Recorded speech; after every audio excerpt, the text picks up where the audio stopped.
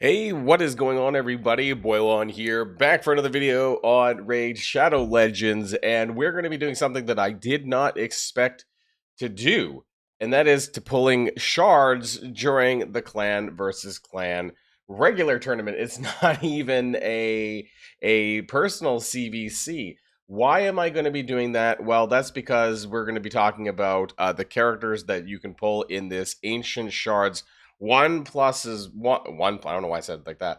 1+1 that's going on, and there are going to be some characters today, and there are going to be some characters tomorrow. We're going to see on screen because obviously it's open right now, but I do want to also talk about the ones that are going to be available tomorrow. Now, before we get started with this, and we're going to see if you guys saw my thumbnail, whether or not we walk away with the dwarf, the legend that is GNUT.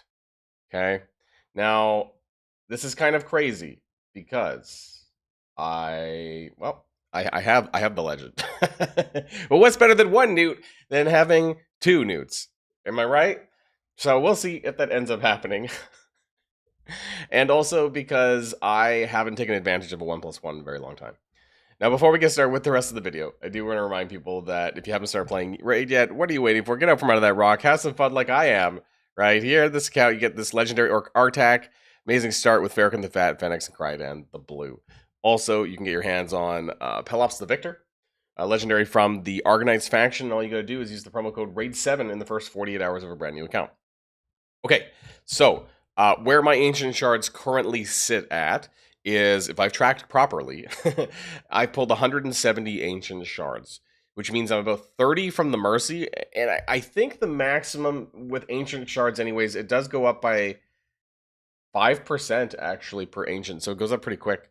So the sheer maximum would be like another 50 Shards, I think, for me to get to that Mercy.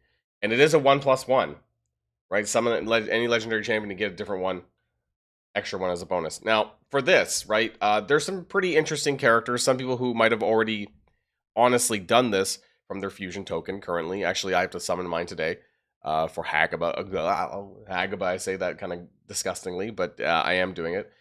And I have most of these champions already, so I can't fuse them with tokens, right? Wixwell or GNUT would be the ones that you would want to go for.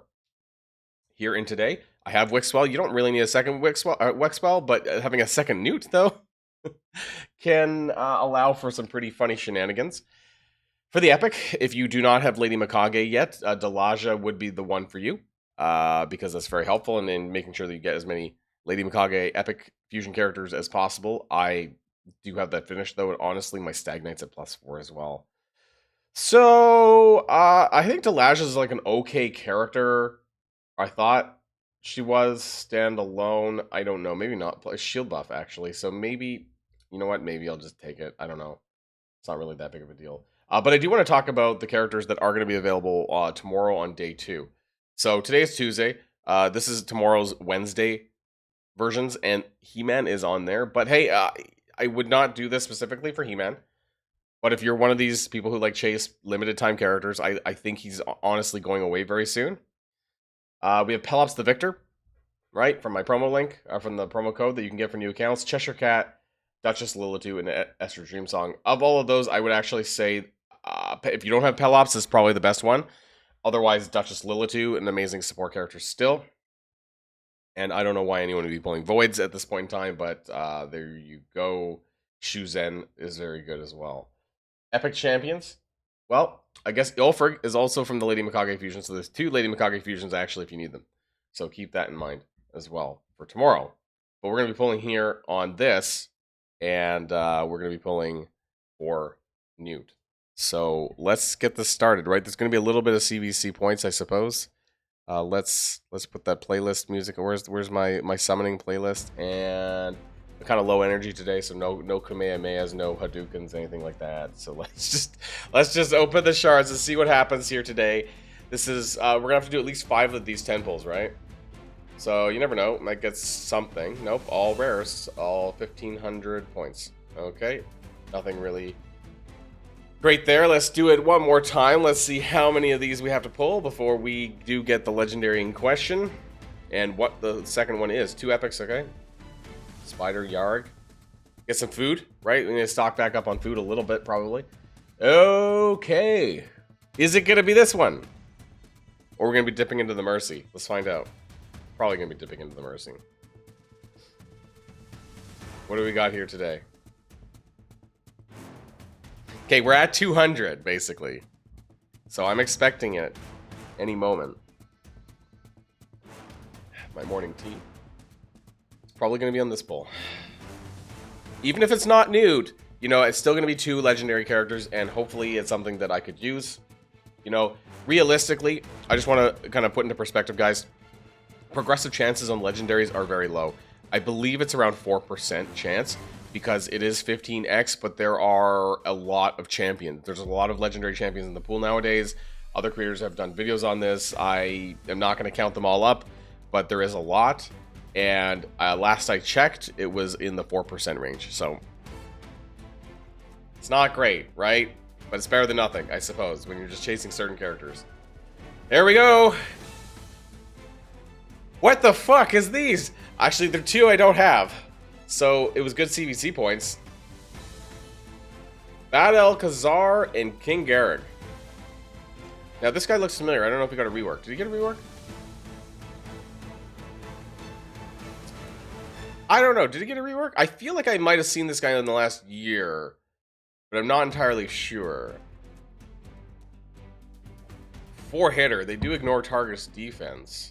20%. Each critical has a 50% chance to decrease the cooldown of Gore Maker. AoE, 20% ignore defense, 5% for each buff on this champion. That's like all he does, right?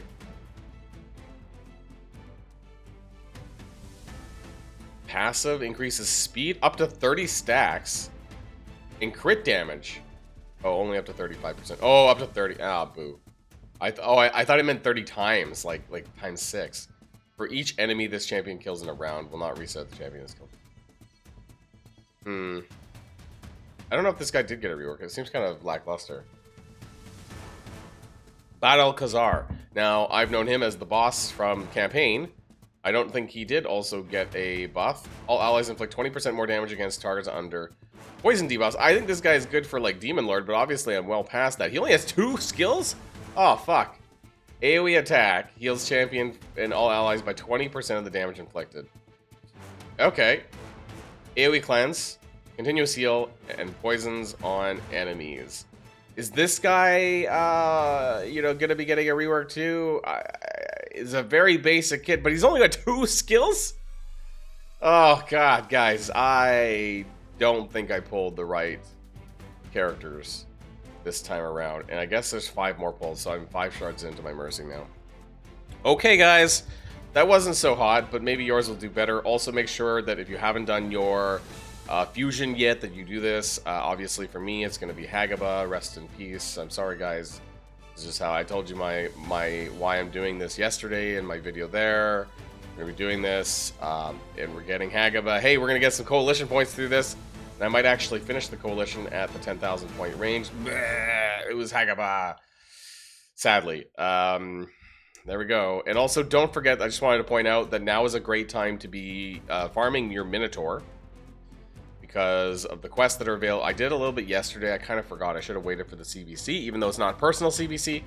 But you can spend energy in non-gear dungeons. So this is going to be your Minotaur. This is going to be any potion keeps, things like that. So now is a great time to farm your Minotaur if you have not done so, or if there's a bunch of characters that you need to do that. Keep in mind there's actually some limited quests that involve masteries, including one for Valoran, also one for Hagaba's masteries as well, if you happen to have done Hagaba. Now I'm just missing Varko's Head Splitter, and then I'll be able to pick up the Web of Corruption kind of like bonus crap that I mentioned with the Mythical Relic. I think that does involve acquiring Raya, though. So, hey, it's very specific to me and my circumstance.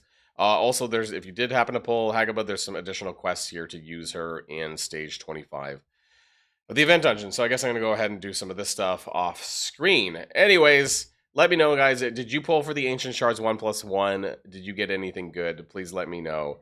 I guess I didn't this time around. Not even any dupes. You know, I could have put in the Faction Guardians. Oh, well, maybe some of these characters will get a future rework. Now, before we go, don't forget that you can use the QR code in the top right to get the Orc Artak, who, hey, he was in the progressives there, but don't go for him compared to some of the others.